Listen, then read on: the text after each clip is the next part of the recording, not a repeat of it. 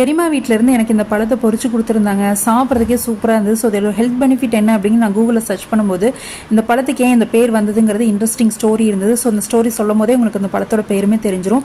ராமரும் சீத்தையும் வனவாசத்தில் இருக்காங்க. ராமருக்கு ஹெல்ப்பை வந்து லட்சுமணன் போயிடுறாரு.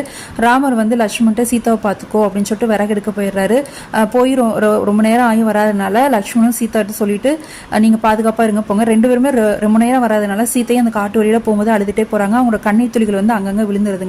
அப்போ தூரத்தில் ராமரை பார்த்தோன்னே அவங்களுக்கு ரொம்ப சந்தோஷமாயிருது. லட்சுமணன் அவங்களோட சேர்ந்து ரிட்டன் வந்துடுறாங்க. வழியில் வந்து பார்த்தீங்கன்னா சீத்தைக்கு வந்து நடக்க முடியலன்னு ராமர் வந்து தோளில் சுமந்துட்டு வர்றாரு. அப்போ பார்த்தீங்கன்னா அவரோட வேர்வை துளியும் அங்கங்கே விழுந்துருதுங்க. ஸோ அது அடுத்த நாள் பார்த்தீங்கன்னா கண்ணீர் துளி வந்து ஒரு மரமாகவும் வேர்வை துளிகள் ஒரு மரமாகவும் விழுந்துருது. உடனே ராமர் பார்த்தீங்கன்னா கண்ணீர் துளி வந்த மரத்துக்கு சீதா மரமும், ராமரோட வேர்வை துளிக்கு வந்து சீதா அவங்க வந்து ராமர் பழம்னு பேர் வைக்கிறாங்க. பழத்தோட பேர் பார்த்தீங்கன்னா ராம பழம். ஆனால் வந்து நம்ம சொல்றது ராமர் சீதா பழம்னு சொல்லி நம்ம வந்து சொல்றாங்க.